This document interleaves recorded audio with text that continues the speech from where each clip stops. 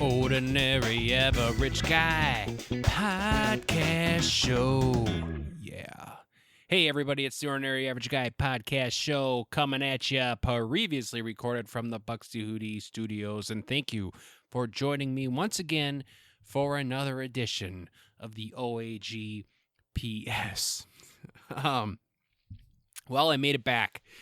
I was down in Florida last week and on a family vacation, and we're back in the good old state of Wisconsin,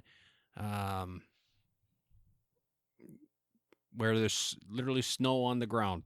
I'll get more into that. I'm recording this on March 23rd, and it's snowing outside. We'll get into that later, but I hate you, Wisconsin weather. I hate you with all my heart. We went to Florida, the whole family. The wife, the kids, grandma, grandpa, brother, sister, siblings. We've done that before. And we went to Florida this year. And we flew down there, which was a lot of fun. We were definitely the parents. If you go to the airport, you're gonna see parents with little kids, and they're gonna have car seats, and they're going to have strollers, and they're going to have all their luggage, and they're going to be looking miserable, and that was us. We were those people. And I'm not saying it was fun, but I don't know if it actually was too miserable. I don't know. I did a little trick where we had a stroller just in case we went to Disney. Well, also because our two youngest, they walk just fine. But if you're doing something for too long, it's kind of like, all right, carry me, and that's why we have a stroller. So we had the stroller, and what I did was I had the car seats on the stroller, but obviously they would fall off. But I buckled them in a way, and then I built like a little pyramid on the stroller. And it worked out pretty slick. We also had family members there to help out as well. So thank you to them. Otherwise, we would still be in Orlando. But no, man, I was excited to go down there because it's just nice to get away once in a while, right? And I was kind of I before the trip, in my mind, I was like, geez, I could really use a little R&R. And so it came at a perfect time. So we went down to Florida. We tricked our kids. We did not tell them we were going to Florida, which was a lot of fun. So we were packing, but obviously we had to pack for them. So we started packing for them, or my wife mostly was packing. Shout out to my wife for doing the majority of the packing. Yep. Anyway, so she was packing, and obviously they're gonna like, why are you packing? So we made a white lie. Okay, I don't believe... Actually, I take that all back. I think lying to your children is essential. It's essential. If you want to... and it's for their own good. I saw this picture one day of a mom eating like a cake or something. And the kid's like, Mom, what are you eating? And she's like, you wouldn't like it, it's spicy. I've definitely been in that situation. Anyway, but I mean, lying to your kids is, you have to, name me one person who hasn't lied to their kid, and I bet that kid grew up to be a weirdo. I haven't done research on it, but I'm willing to bet. So anyway, we lied to our kids and told them we were going up north, right? We had to have a reason why we're packing their clothes up. And we got in the good old family truckster, the old Honda Odyssey. I got to talk about that piece of shit. Actually, the van was fine. We had a flat tire, though. But I was prepared. I'll talk about that a little later. Loaded up the family truckster, drove down to Milwaukee, and you would have thought that they would have been, because we've driven up north many, many times. Now they're young, but they're good kids. They look out the window, and they're curious as to what's going on around them.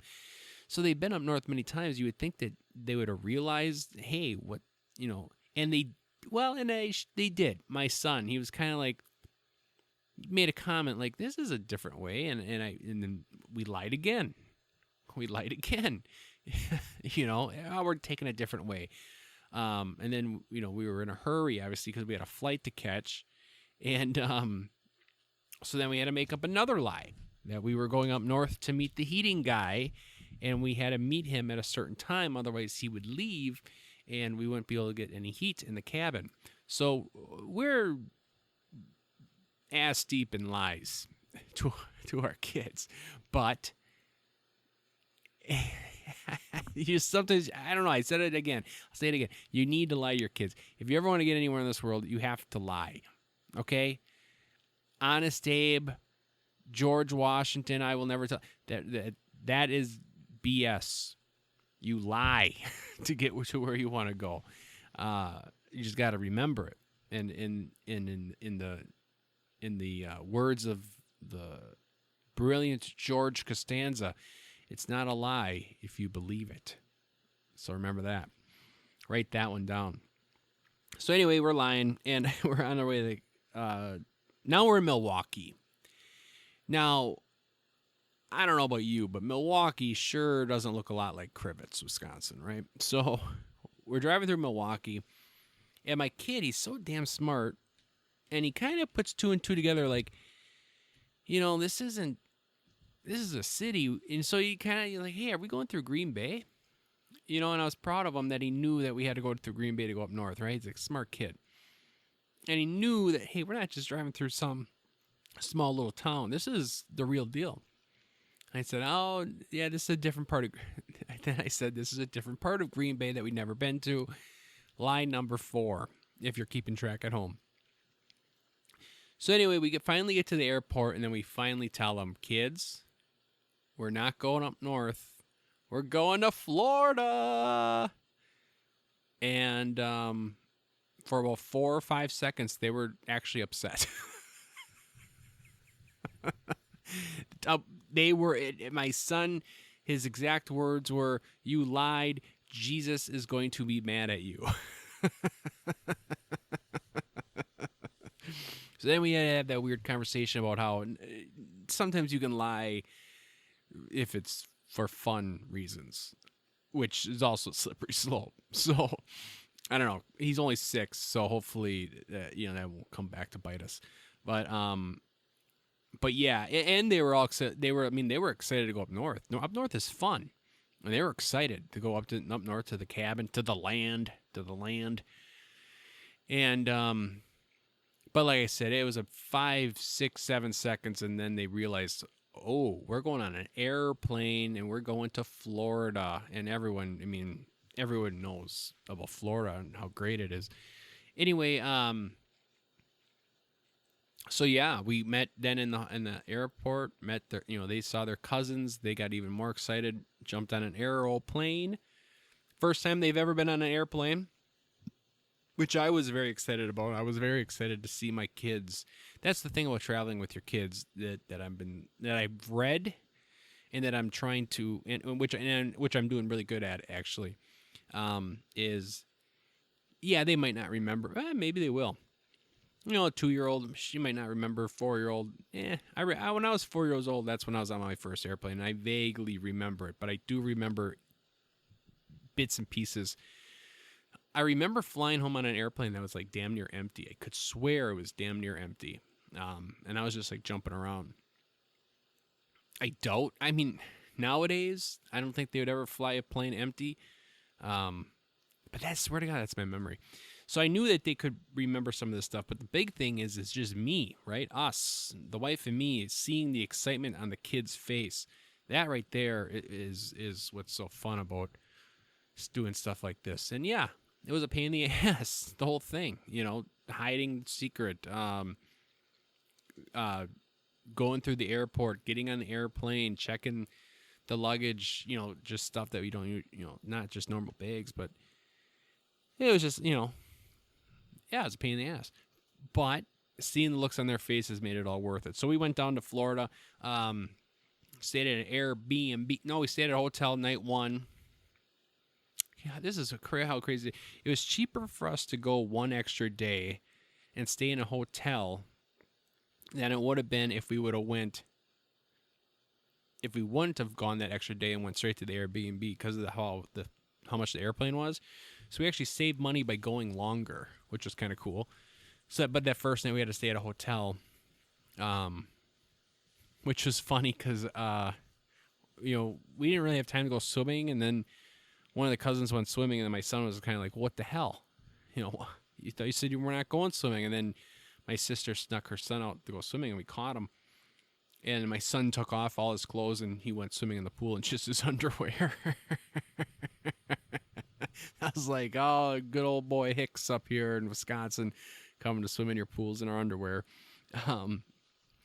But it was funny. Anyway, so we went to the Airbnb. I'm going to tell you one thing about Florida. I'm a big Florida fan. I like Florida. I've said that many times.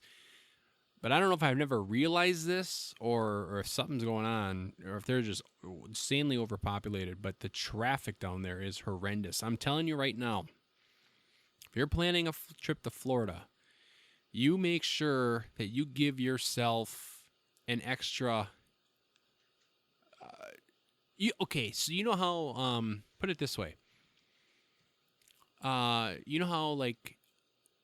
It's like a thing in your head, like a mile equals a mile equals a minute. You know what I mean? Like if you ever, like if you could drive 60 miles an hour, you will go 1 mile in 1 minute, right? That's the math. So a lot of times in my head, when I see something, it's like, oh, if I have to Google Map something, it's like 60 miles away. I'll be like, okay, I need 60 minutes, or it's 45 miles away. All right, we need 45 minutes. That's kind of what I do. If you're in Florida, the rule that I learned is a mile equals 3 minutes. Okay? 3 times longer it will take you to go someplace. Like if you had to drive 15 miles only, it's going to take you a solid 45 minutes. And I thought, okay, so I was like, okay, maybe that's just an Orlando thing, because we kind of stayed outside of Orlando, and it was just busy everywhere. We went to a couple places like that were far away, and it's just all of a sudden out of nowhere, like in the middle of nowhere, there's a traffic jam. It's insane. And I work with a person who used to live in Florida at a different part of Florida, and she's like, yeah, that was one of the reasons we left. The traffic is horrendous. So just know that. Leave early. Plan on getting home late. It just takes forever to get places. I don't really know where I was going. That's just a public service announcement, I guess. But we went down there, and then we went to so I got little kids, and we went to Peppa Pig. It was like a Peppa Pig theme park. It was a really nice place. Right next door was Legoland. I would have liked to have gone to Legoland as well, but we could, I had time for one. So we went to Peppa Pig Land. We thought our daughters would really get a kick out of that. And my son, no matter what, if you ask him, he's going to say he hated it, but he loved it. He was smiling. He went on all the rides. That's why we went to that place, is because all of our kids could ride all of the rides. And at Legoland, that wasn't the case. So we went to Peppa Pig Land. He thought it was cool. Now, he's going to tell you he hates it because he, quote-unquote, doesn't like Peppa Pig. He, quote-unquote, hates Peppa Pig. But if you come to our house and we're watching Peppa Pig, all 3 of them little goofballs are sitting on the couch watching, and they're smiling. And I would almost say that he's smiling more. So I don't know what his deal is. He's lying to me about the Peppa Pig thing. He likes Peppa Pig. But it was funny one day because he says he doesn't, and I don't know how he knew that ham comes from a pig. I do not know how he knows that. But my wife brought home some deli meat one day. It was ham, and he was being a good little boy and helping her put everything away. But then he got the bag of ham and he showed it to my middle daughter, and he goes, "Hey, look, it's Peppa Pig." And she started crying and he started laughing. And the thing about being a parent is it's hard to not laugh. You know what I mean? Like when they do something naughty,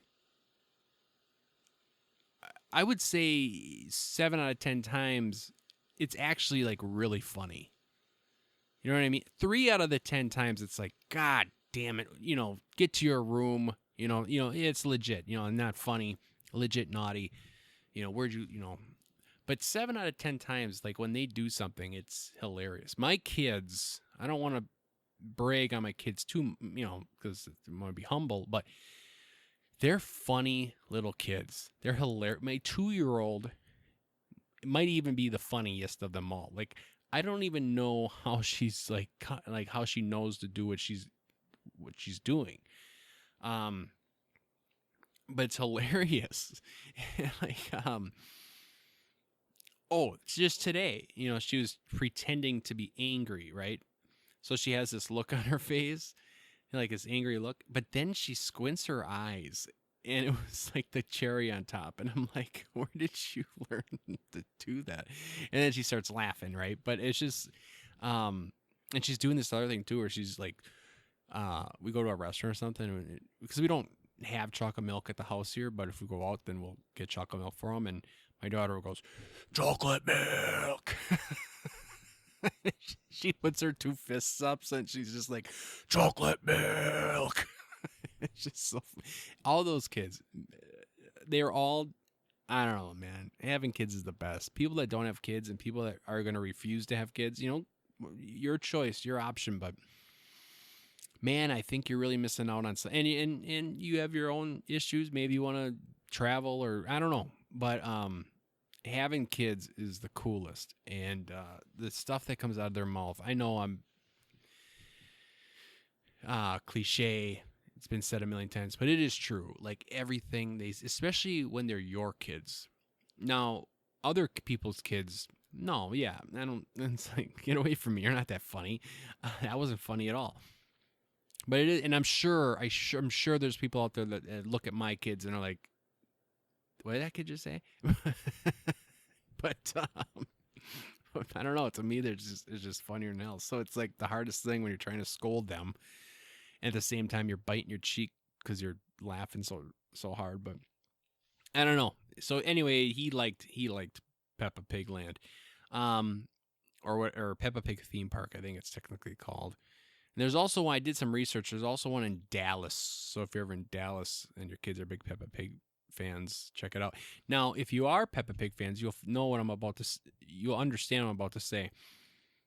And if anyone from the Peppa Pig theme park is listening to the show, please, take my suggestion. It's just a suggestion, but I think you dropped the ball, because if you watch the show Peppa Pig, which I do, obviously, there's a little like ongoing joke where I think her name is Miss Rabbit. Miss Rabbit works at all the places, right? So if they go to the gas station, Miss Rabbit's working. If they go to the theme park, right? Miss Rabbit is working. If they go to, do you get the point that Miss Rabbit's working at all these places? So that's kind of like, how does this one, the kids go on a field trip, Miss Rabbit's driving the bus, right? That's the joke. The Miss Rabbit's doing all this stuff. So I was thinking to myself, it would be hilarious if at every single ride, they don't have to be, it doesn't have to be like a full out Miss Rabbit costume. But if they were wearing like a T-shirt or a set of bunny ears or something like that, where it was like a little like gag, like, Miss Rabbit's working. If all the workers had Miss Rabbit stuff on, I thought that would have been a really smart idea. They did not do that. And I think they dropped the ball. And then I was thinking, well, it is Peppa Pig theme park. So if everyone's dressed up like Miss Rabbit. Now, not everybody, just the people working at the, like at the rides or whatever. But maybe that would steal the limelight, if you will, off of Peppa Pig. So I don't know. I did a lot of soul searching on that one, and that's kind of what I came up with. But there is a part of me that's like, God darn it, that would have been funny. But to all my listeners who do not watch Peppa Pig, I apologize, but But if you're a Peppa Pig listener, let me know what you would think. Do you think that would steal the limelight away from Peppa Pig, or do you think that would have been a good little gag that they should have did? I don't know. I don't know. Another little tidbit on traveling. Now, I'm not a world traveler, I assure you, but we came to the conclusion. So that was day one. Technically, we went to Peppa Pig Land. That was just me, my wife, and my kids. We all kind of had days where we all did our own thing. The next day, we were gonna. The big plan was that we weren't going to have a plan. That was the thing. This trip was supposed to be about rest and relaxation. We had an Airbnb with a pool, man. It was about hanging out and just chilling. But lo and behold, there was always something that people wanted to do, right? I'm going to tell you this right now. Treat your vacation, even if it is a rest and relaxation vacation.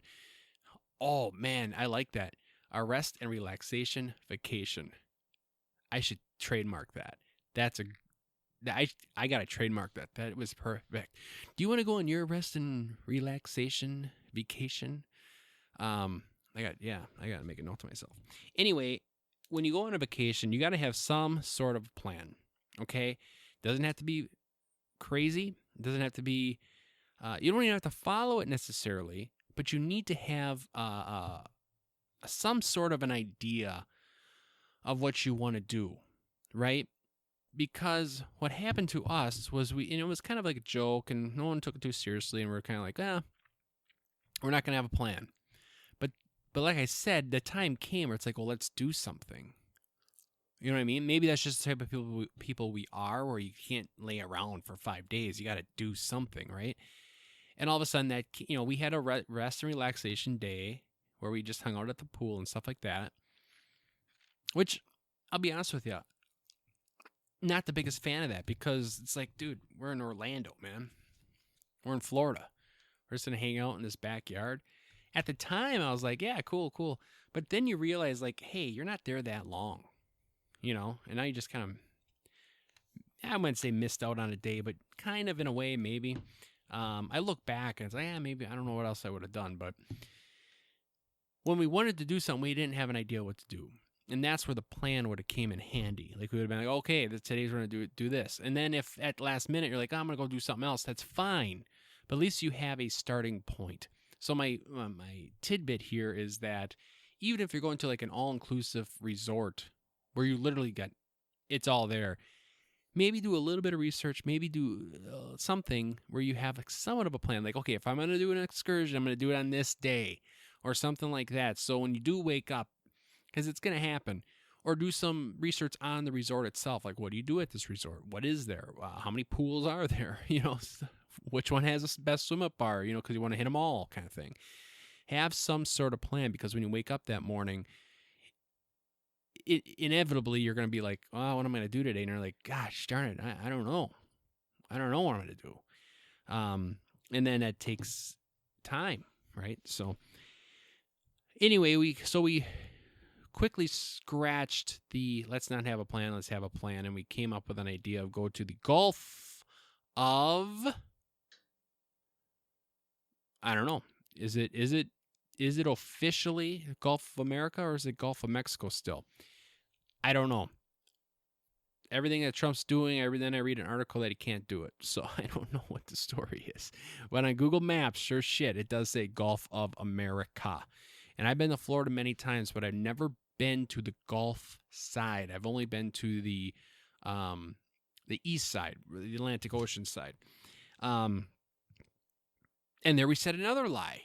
My son wanted to go, because he's a big Titanic fan, so he wanted to go to the Atlantic Ocean so bad. It's all he wanted to go, the Atlantic Ocean. But everyone in our party, and I'm going to go on a limb here, I wanted to go to the Atlantic Ocean as well. I know that side. I know there's some cities over at New Smyrna Beach. I've been there. I know there's restaurants. I was more comfortable on that side of the state. But everyone was saying that the west side, the Gulf side, would be better this time of year. I don't know. I'm not a meteorologist. But then also I wanted my son and my daughters to experience picking shells on a beach. And everyone said, And I don't know, but everyone said, oh, you want to go to a Point Beach in St. Petersburg, Florida, which is on the Gulf side. So, all right, let's go. But my son asked, he said, are we going to the Atlantic Ocean? Now, technically, I am not up on this, but the Gulf of Mexico / America, I think that's what it is. It's the Gulf of, like Green Bay, the Bay of Green, or Green Bay. That's technically not a part of Lake Michigan, or is it? You know what I mean? Like, you have Lake Michigan. When you look at a map of Lake Michigan, when you look like some arts and crafts that's Lake Michigan, they always have that little thing on there, which is Green Bay. So is that Green Bay? Is that, the Bay of Green, or is that part of Lake Michigan? I don't know. And the same with this. So I didn't know for sure. And some people in the family were like, giving me faces like, this isn't the Atlantic Ocean. This is the Gulf of America. And I was like, my kid really wants to go to the Atlantic Ocean because that's what the Titanic sank. And he was maybe hoping to find a piece of debris. That's what he said. But we didn't go that way. The consensus was to go west. So I had to say another lie and told him, well, yes, it is the Atlantic Ocean. Let me know if I'm right or wrong. I don't know.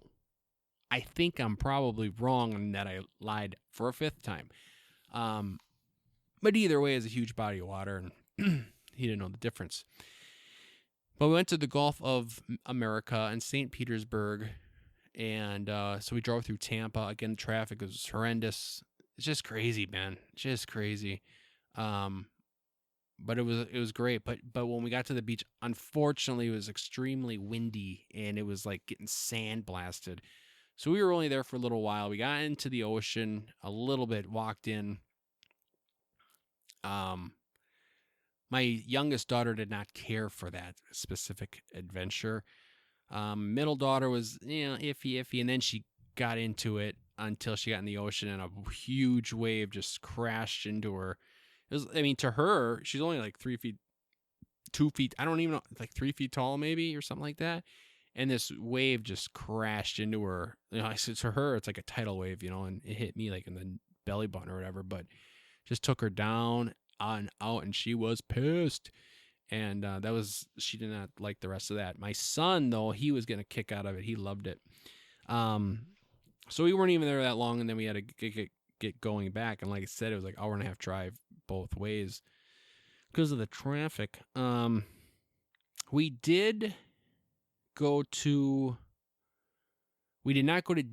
technically we went to Disney World, technically, specifically we went to Disney Springs, so it's not really like a park, it's just, but it was still cool. I am a Disney guy. You can hold that against me, you can think that's cool as well. I don't care what they stand for politically or whatever. Do not give a crap. I love Disney World. And even going to Disney Springs was fun. It's just, there's just something in the air in that radius, in that small little city, that is just phenomenal. And seeing the looks on my kids' faces when we drove into the road to go there, and they had this big Mickey Mouse and all that, and they loved it. It wasn't Magic Kingdom or anything, it was just Disney Springs, but that's a cool place. We went to the House of Blues. I watched this guy play guitar, blues guitar. Got me all jacked up to get home and pick up my axe and play some guitar. That was a great time. It was a lot of fun. And then that was the last night there. And then we had to get back and pack because we went to another place called Wonderworks, which was cool. Oh, and we actually did a lot of shit. We went to Top Golf. One night, my parents took the kids, and then me and my brother and my sister and our significant others.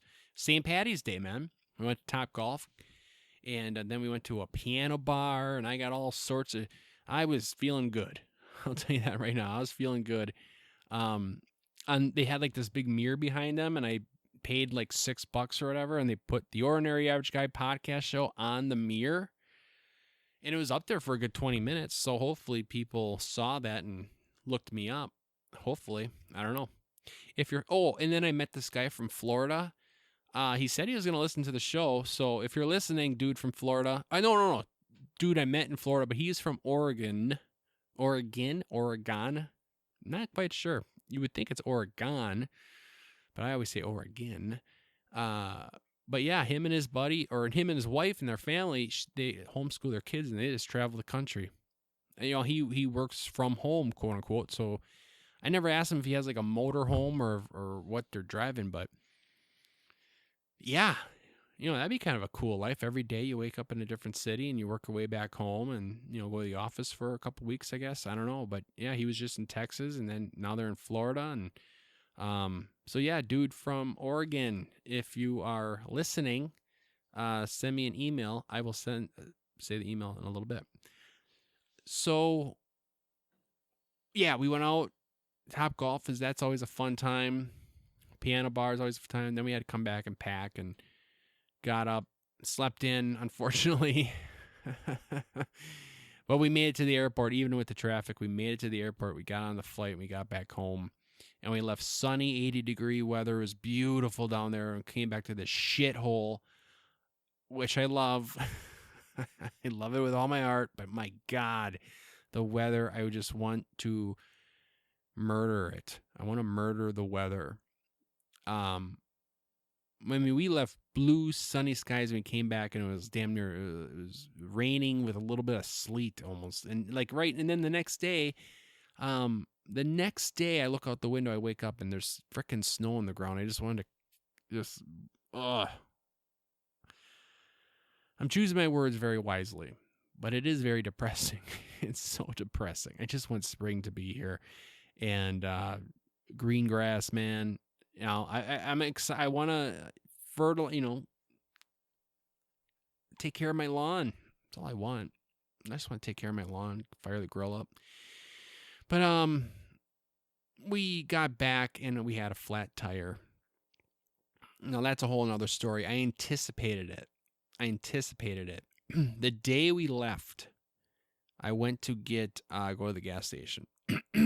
And the tire light was on, and I was in a hurry, but it seemed like, everything's going okay, I guess.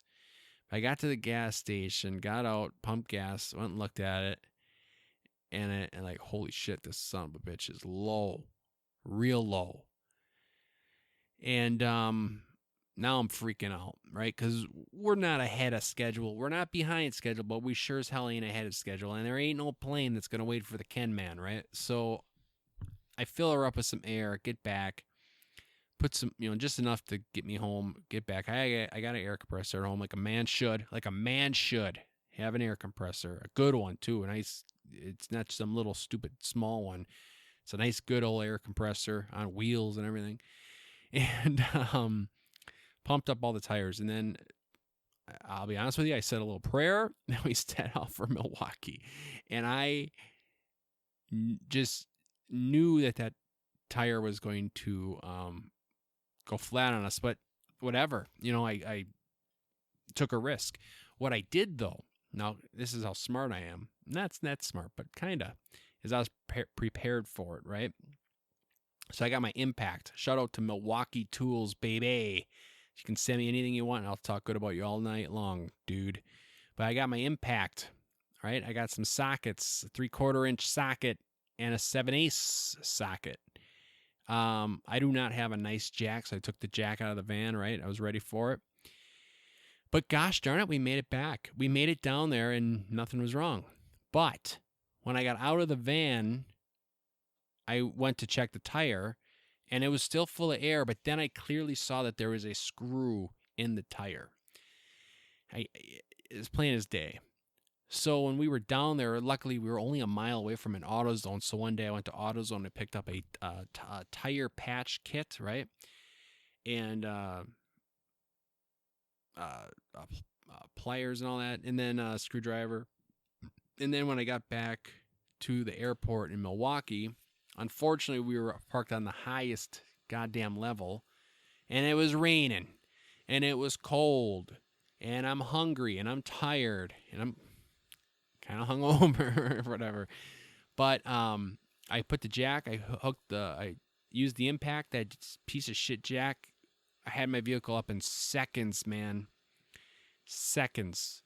And then because I didn't need to take the tire off, but I needed to get some clearance between the wheel well and the tire, so I needed to get my van up in the air. Then we got the screw out, and then when that patch kit came in handy, and we plugged the hole. I also had then I had a small little air compressor, Milwaukee M12 series, baby, and pumped that tire up, man. And then I had every intention of, calling a guy and taking it in and having him patch it properly. And the next morning, I looked at the tire. The damn thing was still full. I checked the pressure. It was exactly where it was. And we've been driving on it ever since. It seems like it's doing fine. But I should get that patched properly, I guess. But what are you going to do, man? What are you going to do? It seems like it's doing just fine. So thank God that I needed to go to the gas station that morning. Otherwise, I wouldn't have known. Well, I would have known, but it would have been too late. But I was able to prepare. I in that whole week, instead of being, and that's what I did a couple episodes about, being efficient and productive and yada, yada, yada.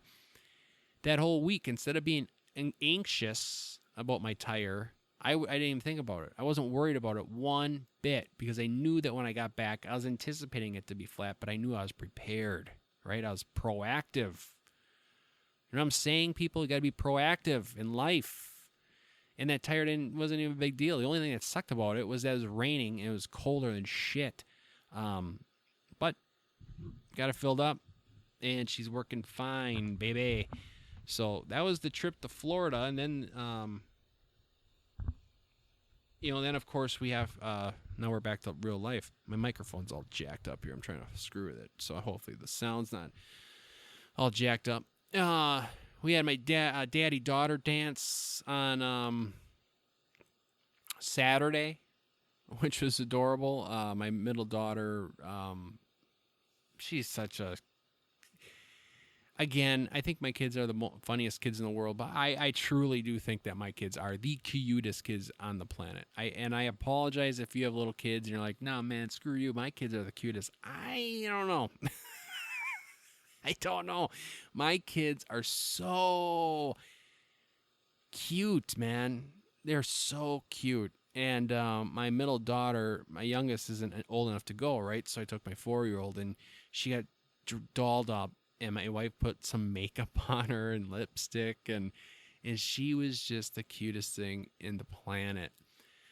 But she must, even though she's so quirky and funny and a goofball, she must be like introverted, because when we got to the dance, I was anticipating her dancing like she does at home, like just having a great time but she didn't do that. And I tried getting her out on the floor, and I got her out there, but I had to carry her a lot. They did some slow dances, which made sense because she's short, so I carried her. But even when we were dancing, like, she wanted me to carry her, and I'm like, dude, come on, dance, And then she finally started coming around, and she was dancing, and it was so cute because there was this competition where the daughters had to dance like their dads, like mimic their dads. So I was pulling out all the old ones, like the shopping cart, when you're going down with a shopping cart and you're checking, like, you're looking at the vegetables and you put them in the cart, or the lawnmower where you start the lawnmower. And then I was making up on my own, and she was following me, and it was so funny. And then she finally, like, okay, now we're doing it. Now we're having fun, because we were just about to leave. But I got her out there, and we're having a good time. And then my frickin' stepped on her toe, man. I stepped on her toe, and she started crying. And then we kind of went back to our table. She held it in, and we got back to our table, and she was just, you would have thought that I tore her leg off.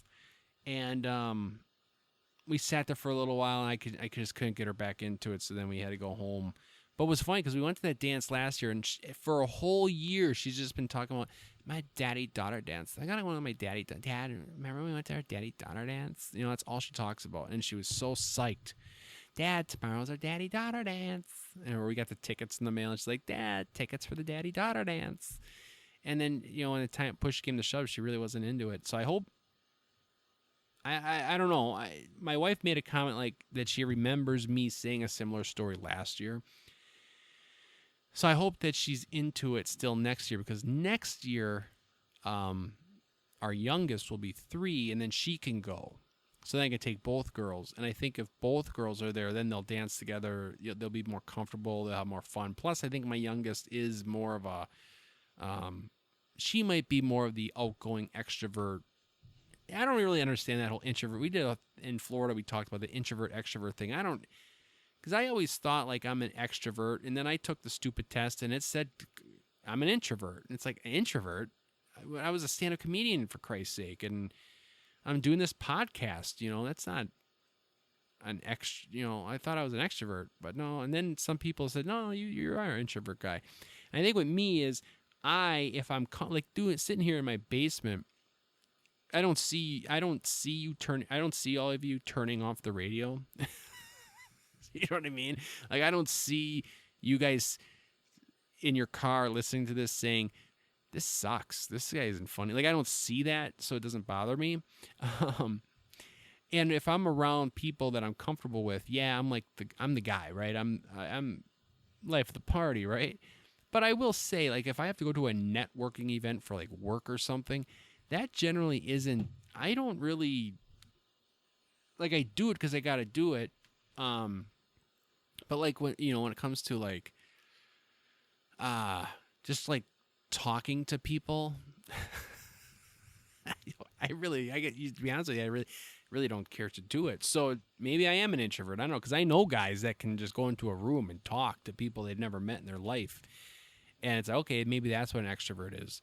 But then, so I don't really know. I don't know, but I will say that my youngest daughter, I think it might be too early to tell, but I feel like she's going to be the type of person that's going to be like, yeah, let's get on that dance floor. Come on, let's rock and roll, let's party, let's have fun.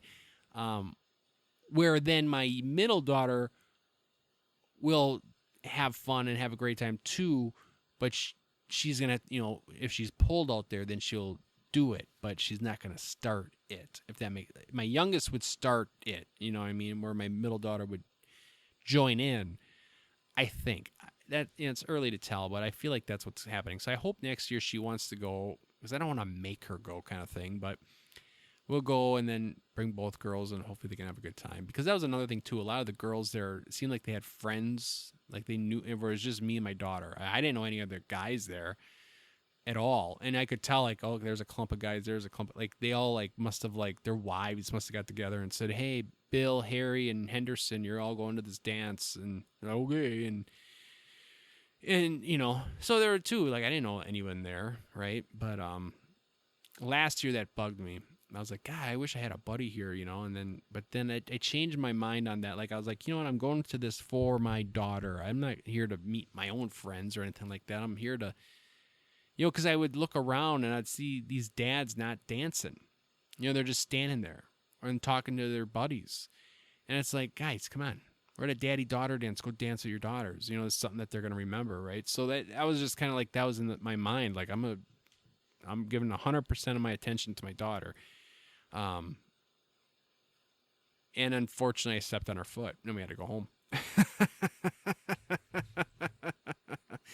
Anyway, that was my week, man. I don't know. I thought it was gonna be fun to talk about. I hope you enjoyed it. I am going to look at some emails. Okay, so emails. All right. Now, I'm not gonna lie to you. The last couple of weeks here, I think I kind of dropped the ball with emails. Last week, so last episode, I had a guy on. We did a whiskey tasting, and I got kind of, I was running on fumes there at the end. So I was looking at my emails the next day. I'm like, son of a bitch. I think there's one email where I didn't even read the whole thing. And then there was another email where I did read it. Last week's episode was like hour 12, right? Something like that. It was literally, when we were done recording, it was 2 hours and like 10 minutes. I had to literally learn how to, I listened to it and I was like, I got to edit this. Not that it was bad, but it was just like, dude, I was feeling good. And there was like 30 minutes where we talked about politics, and I'm like, I wish I could have kept it in because anyway, I don't know what the hell I'm talking about. Long story short, I feel like I dropped the ball in the emails here, so we're going to knock them out this week. Again, if you want to email me at jken, that's JKENNOAG, right? So it's JKENN, JKen, OAG, ordinary average guy, at outlook.com. All right. So, first email here. This is like a month old, and I apologize. This guy is going by the name, he's going by the name Actually. That's his name, Actually. And he sent me this back in February, and I apologize to Actually, but it was lost in my junk mail, and I was going through it, and so we'll get this one here. Hey, Jay Ken, loyal listener, Actually here. Long-time listener, first-time emailer. Couple comments. Many movies, the second, third, fourth movies, aren't usually any good. The Rocky franchise is the exception. All movies are great in their own way. Okay, so what he's talking about there is, so this is a while back, but I was talking about the Rocky franchise, and I agree with you. Rocky is the exception. One's not even my favorite one. You know what I mean? How often do you hear that? I think I've seen 3 and 4 probably the most, the absolute most. 3 and 4. 2. Well, that's when he beats Apollo Creed. But yeah, but then I went on to say that there is a Rocky 5. And that's what I'm saying here is all movies are great. The Rocky franchise is the exception. All of the movies are great in their own way. I would love to hear why Rocky 5 is any good. I don't know. Maybe in their own way, I guess. But that one, I saw it once and I was like, I can't watch this ever again. And, but maybe I need to watch it again. Because even the Rocky Balboa movie that came out, like 15 years, 20 years ago now, or maybe not that long, but it's been a while. That was good. I was afraid it was not going to be, but it was. So actually, maybe email me here and we can set up maybe you can be a guest one day and we can talk about Rocky 5. He goes on to say, second comment, I wish you loved me as much as you love Kevin Costner.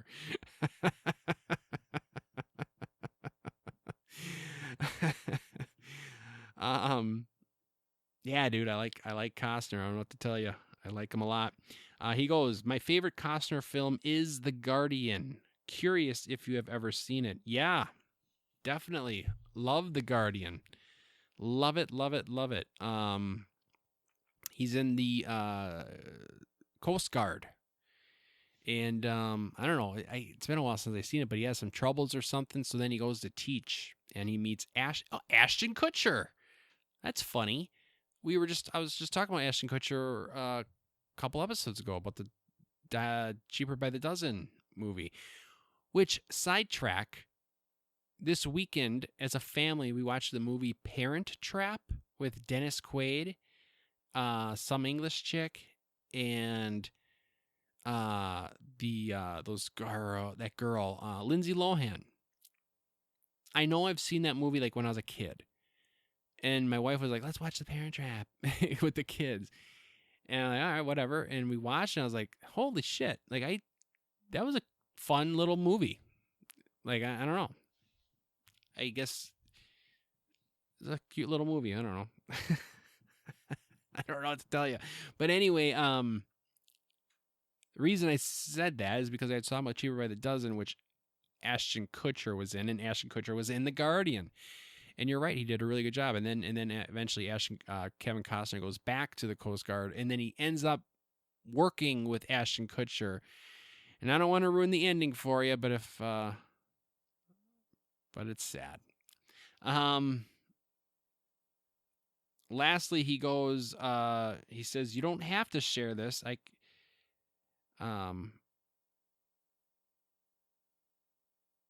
Yeah, actually, I'm not going to share this.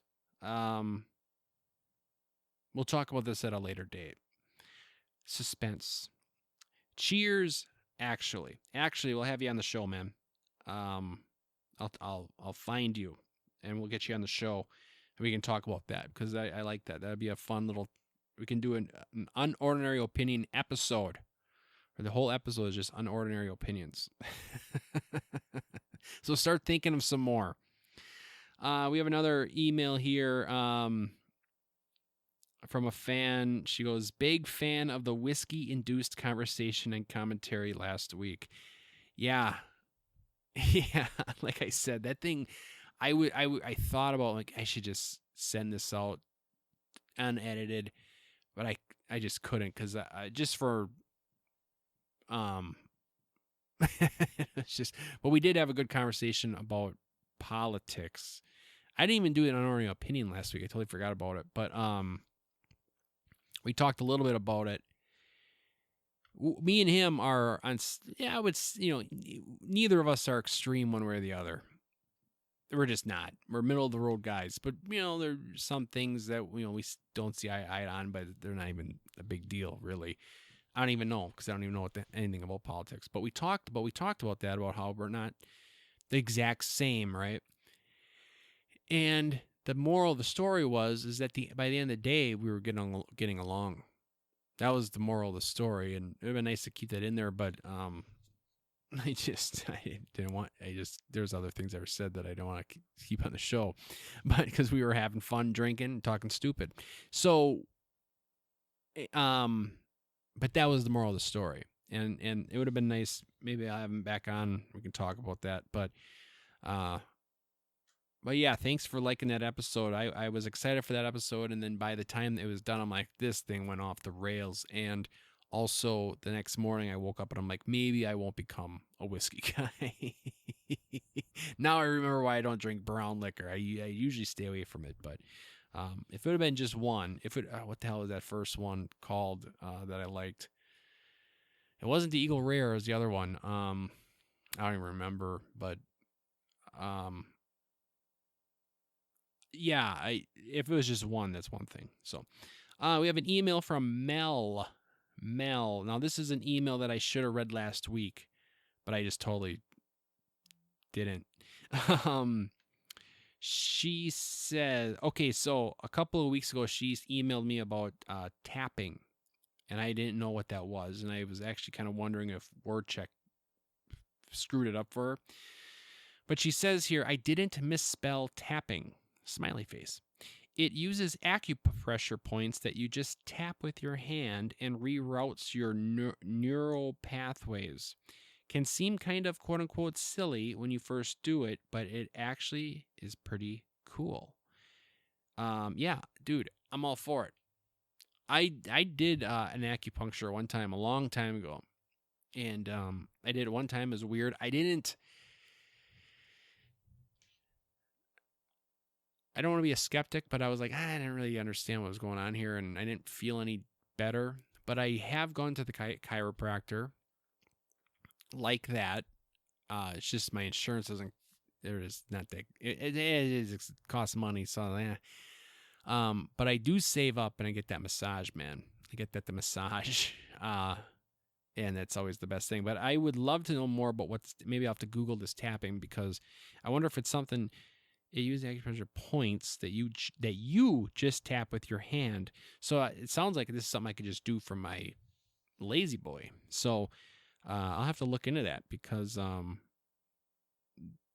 yeah, I'm all about quality of health or whatever. She goes on to say, oh yeah, and then Mel also a while back was talking. We were joking about maybe I wasn't joking about the pregnancy stuff. She goes, as for the epidural piece, I got 3 epidurals and they all wore off. Oh, wow. This could also be why having my baby was worse than my 4 dry sockets after getting my wisdom teeth out. My hip bones are too narrow and baby got stuck. So after the 3rd epidural wore off, we went to a C-section. Yeah, I'm like, yes, that does sound terrible. My wife had to have a C-section done on her oldest, and I witnessed it, watched it. Now, she was numb, obviously, from wherever, chest down or something, but yeah, it was gruesome. Then I remember, well, the baby never got stuck for us, but I remember the baby was flipped, and that's why we had to do the epidural. What's that called when it's upside down? Breach. Yeah, baby. Look at me with those big words. Breach. I will go. Okay, I'm gonna go on record. Okay, I'll give you women. The pregnancy is the worst. All right, there it is. Giving birth is the most painful thing. All right, you got it.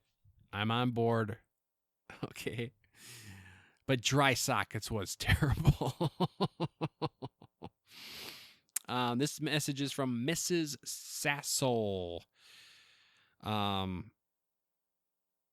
Actually, hold that thought, because there was another email here that I read last week that from the Sauce. If you're listening, I apologize. Last week I read your email and I got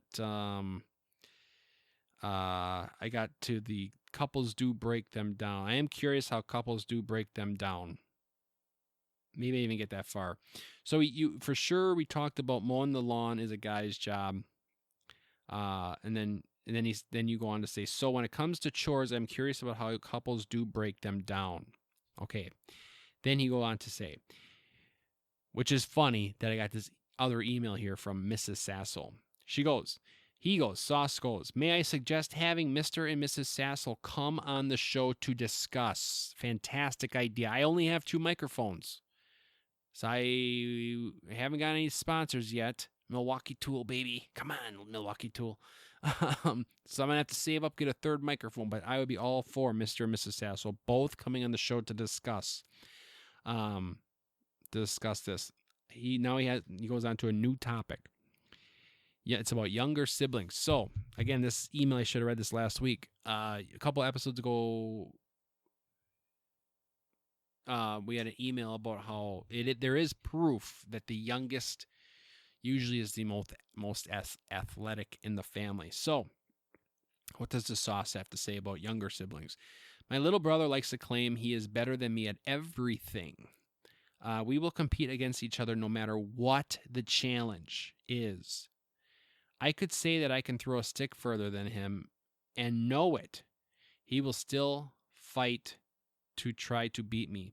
Have fun on your vacay with the fam. Thanks, Sauce, man. It was a great vacay. I'm the oldest in the family, dude. But I have a basketball hoop in my front yard, right, in my driveway. And like when it's nice outside, I want to go outside. I'm 37 years old. It's a little late. I gave up on the whole basketball dream in, 6th grade. But I want to like shoot some hoops and get, feel comfortable and be able to play. And then I want to take my sister. I'm a guy, so there's nothing in the world that she could beat me in. So I don't even have to practice to beat her. But I do want to take on my younger brother, because he played ball in high school. Hope I don't hurt your feelings, little bro. You didn't play a whole lot. Yeah, you're on the bench quite a bit, but you were good. You were good. You were you know how to ball, man. So I'm gonna get good. I'm gonna practice, and I'm gonna take you on 1-on-1. You heard it here, folks. 1-on-1, brother versus brother, and then just for fun, I'll play my sister. I don't know, my hand tied behind my back, maybe, or something like that. But just kidding. But yeah, that's that brother, sibling competition. As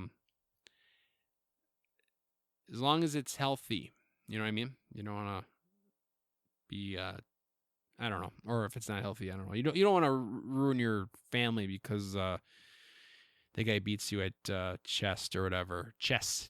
I'm sorry, it's chess. My daughter, I'm playing chess with my son. And yes, another side topic. So I'm playing. If you know the answer to this, email me, jkenoag@outlook.com.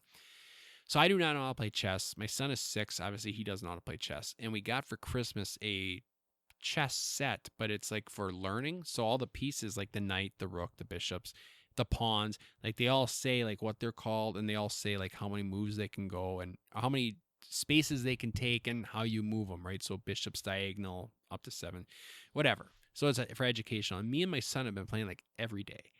Not every day, but a lot. And it's kind of cool. Like he's 6 years old, and I was thinking about like he can read a little bit, but it's not like he can read. So like he knows how to play actually, because I was thinking about this day, like he can't just read. Maybe he could read the word bishop. I don't know, but he knows what they are and he knows the directions they take. Right? It's pretty cool. And we playing a lot of chess. Before I get to the moral of the story here, I still don't really understand how you win at chess, though, right? You check, it's a checkmate. But I was reading the directions, and it says you don't capture the king, right? So you capture all these pieces, and then you get to the king, and I just assumed, like, okay, I got to capture him. Checkmate, I capture your king. But then in the directions, it says, no, you don't take the king. The king is never taken. The king is always in play. So you just have to, like, corner him. I guess I don't really understand that. So if someone could please help me out or send me a YouTube video or something, because I tried looking it up and it doesn't. I never really found a YouTube, and I didn't look that much, but there wasn't a YouTube video that said like this is how you win. So we just been playing like if you get the king, you win. You have to take him. But those aren't the rules, so I don't know. But we've been playing chess, and then my daughter was like, "I want to play chess. I want to play chess." Yeah, that was why that was in my head. Also, because the word chest, I mean, that's usually in my head 22 hours out of the day, right? I'm a dirty old man. Dirty middle-aged man. To be technically. But yeah, that sibling rivalry. I don't know, it's fun. I hope it made you a better person. Growing up, always having someone to compete with, I hope that made you guys better people. So now we're going to go back to Mrs. Sassol's email here, where she actually talks about splitting up the chores. Again, this is one I should have read last week. Sorry, Mrs. Sassol. She goes, it's a race to the easy chores, like the dishwasher and garbage. If you don't get there first, you're SOL. Ooh. Honestly, we hate doing chores, so our dishwasher gets run about twice per week. Our main 10 chores end up being garbages, litter box, laundry. I like it. I didn't date her, but I went out with a girl one time that liked doing laundry, and she enjoyed folding clothes, and she enjoyed putting them in the dressers. I remember her telling me that one time, and I was just like, I didn't, it was a first date, right? So it's like, I don't even know if you're going to marry this chick, but it's like, dude, if I end up marrying you and you make me put all my goddamn clothes away, I'm going to be really pissed. Because that was my expectation. You know what I mean? This chick's telling me, I love folding laundry. It's just something she likes doing. Mrs. Sassel. Mrs. Sassel likes doing the same, I guess. Like, she likes doing the laundry. My wife doesn't. Neither do I. We do it, but we don't like it. I dread folding clothes, especially with our kids' clothes. I mean, if I get a basket of towels, it's like Christmas Day. But if it's all like their clothes, oh my God, kill me. But anyway, I went on this date, and she's all about I love doing the laundry, and I just kept thinking to myself, if this turns into date 2, 3, 4, 5, yada yada yada, we get married, you're doing. My expectation is you're doing the laundry. And you're putting them away as well. Obviously, it didn't go that far. It didn't get past date. We never got to date 2. But that was maybe the reason. Because during the whole date, I'm thinking this bitch better. Is she lying to me? But anyway, Mrs. Sassol says, Laundry, I do because I like it. Dishwasher, sweep, vacuum. I think because we're picking our own chores that we just naturally try to split the hard ones and easy ones. It saves a lot of arguing for the most part. I'm glad that works for you. But I feel like you take those chores, two things. I feel like to really keep things, to make sure that the arguing never happens, is put all the chores in a hat and pick them that way.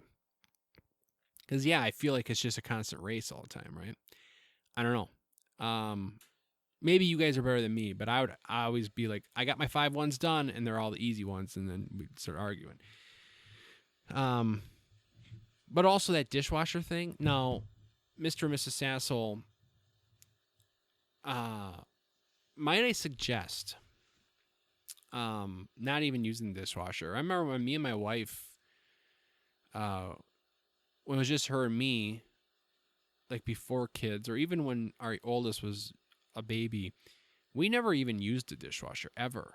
Might I suggest getting one of those brushes with the soap in the handle, and then like when you press the brush, the soap like squeezes out? Might I suggest that? Because you guys would, doing the dishes right after supper, you're done eating, boom, just take the plate, rinse some water, brush it with the soap, rinse it off, done. It goes really fast. You'd be surprised at like how much time you save, and it just goes quick, and you just get done with. Might I suggest that?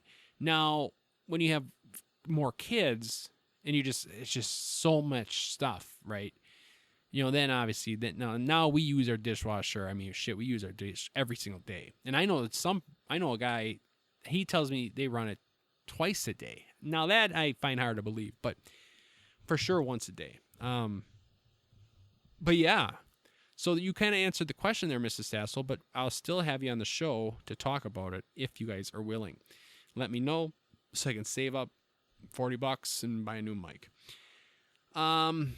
This is a message here that, this is the one that I read last week, but then I had to delete it out because it was about the politics. He goes, Jay Ken. This is from Hen. So I actually have 2 messages here from Hen because then he sent one for this week's episode. He goes, Jay Ken, the 10s and 10s need more Trump impressions on the show. Thank you very much. I hope I'm not pushing listeners away when I talk like this. This is not the real Donald Trump. It's not at real Donald Trump. I know it sounds like him, but it's not. It's not. It's just Jay Ken with his crazy, amazing ability to talk and sound just like me.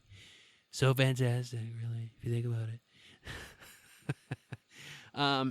He then goes on to say, I would like your opinion on how Trump has done with his presidency so far. What has been good and what has been bad. And the truth is, Hen, dude, I don't know.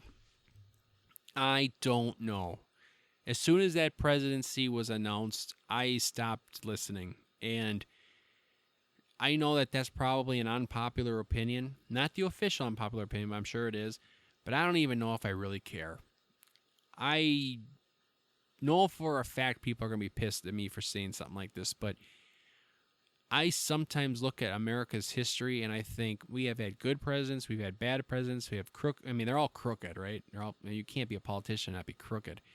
At that level anyway, and my opinion. And, but at the end of the day, I think the way the U.S. is set up, I just, with Congress and the House of Representatives, and it's just, when I do see something about Trump saying these executive orders, like I saw something like he's I did read this one article, it was like he's dismantling the Department of Education, DOE, Department of, no, TOE, dumbass, DOE, I guess. I don't even know what it's called. And then I was like, ooh, he's dismantling this? Like, ooh, oh boy. And then I read it, and then there was like, actually, he's not. He signed something, but he's actually like, you need Congress to like get rid of it. I don't know. So I guess what I'm saying is that I really don't know. I will say that I out of the 2 that were running, I was kind of rooting for the Trumpster. I'll say that. I don't give a shit. I didn't Kamala Harris, that whole, I thought it was a whole, how she even got the nod to run, I thought was BS, right? It's BS. And so yeah, like to me, it was like, who's out of these two goofball, Biden? I mean, come on, man, right? That's a Biden line. Come on, man. I was just like, that guy's, I don't know.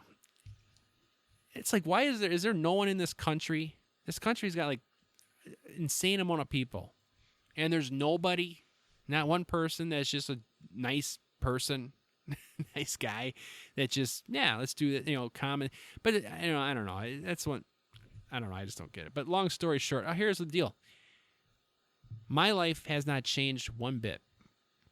I know it's not a lot of time has gone by, but my life has not changed one bit for the better or for the worse. And I will say, one of the reasons that I put my name down for Donald Trump is because that motherfucker said that energy prices, now I don't know how he's going to do this. I have no idea.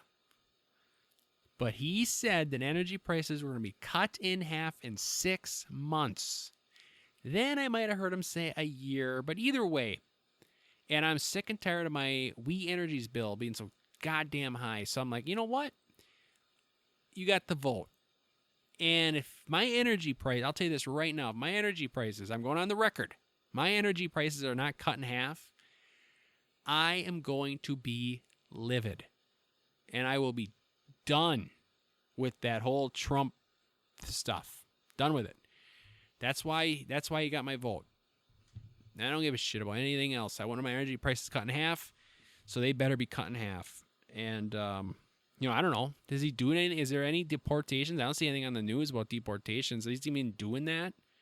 Like, I don't, whether you like that or don't like that, that's what he said he was going to do.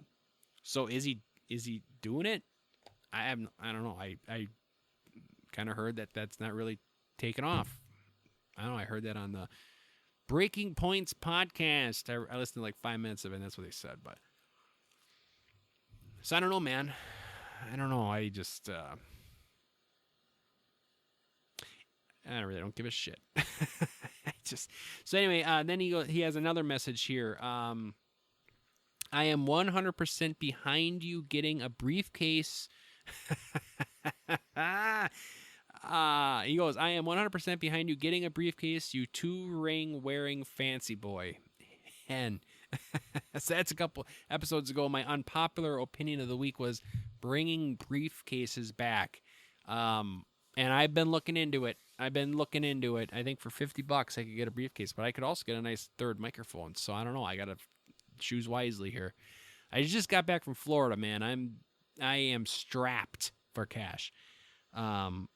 If we would have went to Disney World, I would have had a hitchhiked home. But I am saving money for Disney World. I'm saving it because I need to take my kids there before they're too old. Like Magic Kingdom is what I'm talking about. Before they're too old to appreciate it. If they ever do get too old, I don't know. But yeah, man. I don't even know why I brought that up. Oh, because, I'm strapped for cash. So, I save some money. I think I'm going to do it. I think I'm going to get a briefcase. I think that makes sense. And, thanks to the 2-ring wearing fancy. I was so nervous about wearing 2 rings. But then I did it, and it worked out. So, thanks for the message. That was a message on Facebook. Again, you can message me on Facebook at the Ordinary Average Guy Podcast Show. And send me anything you like. Our good friend Christmas Kate is back. Christmas Kate, man, it's been a while since we heard from you. February, it looks like. So she sent a message here.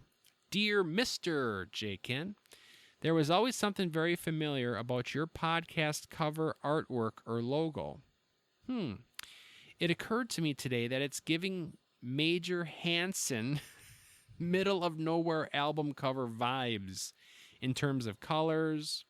In honor of that, how about you make Bop the song of the week, Christmas Kate? I already have my song of the week picked out. I'm excited about it, but maybe I'll put that on the short list for future songs. What's funny is I believe, I would have to check my memory bank pretty deep here, but when we went to the piano bar in Florida, they were good. Like, I was kind of so going to the piano bar, but these guys were awesome. And they played Bop by Hanson. They played that song. It was incredible. But they also played Rage. Me and my wife, we requested it, Rage Against the Machine, and they played that. And then they played this other song. It's called Bodies by Drowning Pool. If you know, you know. And they played that song. And then they play Bop by Hanson. It's like incredible how those guys can just like, you want to play that? It's like they know all these songs. It's incredible. They played, my wife's big emo fan, and they played an emo song for her. It was as popular as emo is. It's one of the more well-known ones, but still, they were all over the board. But yeah, maybe in the future we'll do. I'm looking for suggestions, so yeah, I'll definitely put that on the list. But I gotta look this up. What the hell's the name of this fucking cover? Middle of Nowhere, Hanson. My favorite color is orange. I always liked orange. Yeah, okay. Yeah, the orange and I get it. Orange and yellow vibes. And I wanted to have like a 70s look. I was a fan of like that retro-ness, but I didn't want to go like hardcore, so I came up with that. But if anyone's out there that can make a better one, let me know. Let me know, man. Because I tried AI, even though I am a big anti-AI guy. I obviously tried it. And I like some of the stuff they were coming up with, but I didn't pay for it, so they would like misspell the words and stuff. So that is the emails. That is the messages. Thank you very much. On Ordinary Opinion, ladies and gentlemen,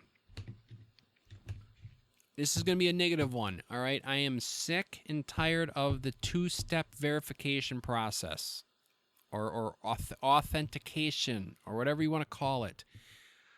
I gave you my email, right? Why do you need to send me a text? Why do you need to send me a text? Why do you have to do that? Why is that a thing? And I know, trying to protect my identity. Well, here's the deal. No one wants to be me anyway.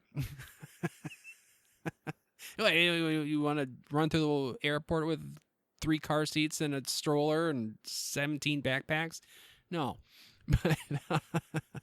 But it's like I have the password. You know what I mean? Why do I have to do a two-step authentication? Especially when it's like my phone number. Like if those guys figure out my password, with which has a capital letter, a special character, and a letter or a number, you think they're not going to figure out how to tap into my phone and get the code? And it's like, I'll be honest with you, I'm not the kind of guy that has his phone on him all the time. I'm trying really hard not to be like that, right? I'm purposely trying not to do that. So when I sign into my Vanguard account to see how much money I'm making, and then it asks me for a two-step it's like, God damn it. But then what pisses me off too is then there's a box. It's like, is this a trusted device? And I always click that box. Yes, it's trusted. Yes, it's trusted. Yes, it's trusted. Then I sign in at a later date, and it's asking me again for the two-step verifying or whatever. And then I click, this is a goddamn trusted device. How many times do I have to tell you that? And what really pisses me off is, like, I was on a Vanguard account the other day. I clicked off of it, and I'm like, shit, I wanted to look at something else. I literally signed in. It took me, 4 seconds. I was back on the website, put in my shit. Two-step authentic. I was like, I was just on here 5 seconds ago. What the hell? It's me. I know you're looking at me through my webcam. You know it's me. I don't know, man. I think sometimes, we try too goddamn hard, right? To make things better when it actually just makes things worse. You know what I mean? Does that make any sense? Like, we go so far, we try to progress so much in everything we do that it just kind of like takes the fun out of it. You know what I mean? Yesterday it was, helicopter parents, kids, they're always in their sight. There's no going out, come back when the streetlights come on. And now it's two-step authenticators. And it's just like, I don't know. That's what we call that at work, authenticator. But two-step verification is what I usually see like on my private shit. I don't know what the word verbiage is, but it's bullshit. And I'm sick of it. So anyway, that's my unordinary opinion. Let me know what you think. All right, song of the week. Song of the week is Wagon Wheel, baby. And I'm not talking Darius Rucker. Okay, I'm not talking Darius Rucker.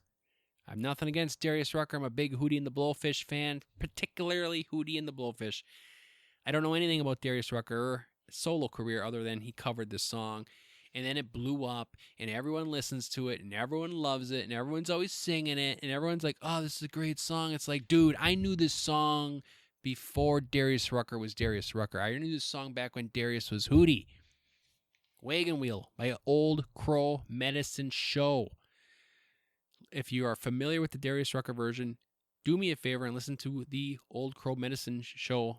Which is also the coolest name of a band ever. Old Crow Medicine Show. They're a folk band, right? Or bluegrass, sorry.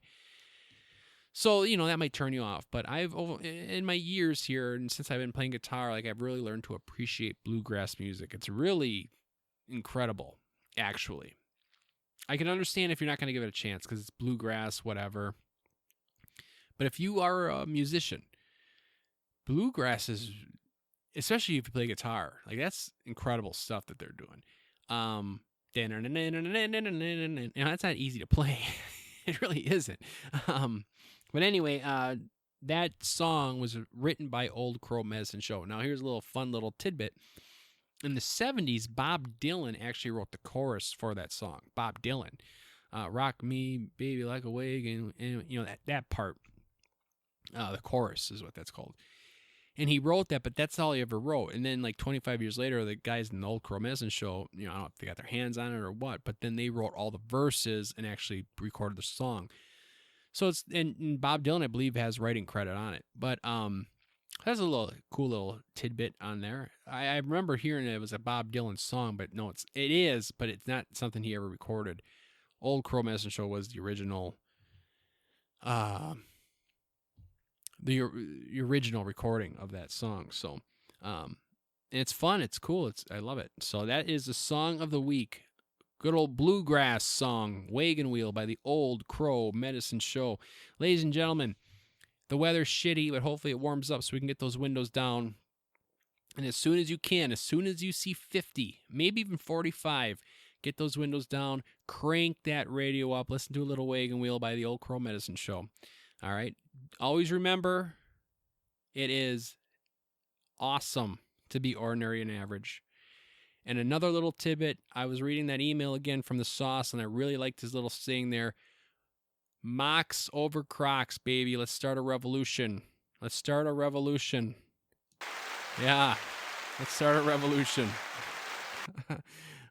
All right. That's the show, ladies and gentlemen. Have a great week.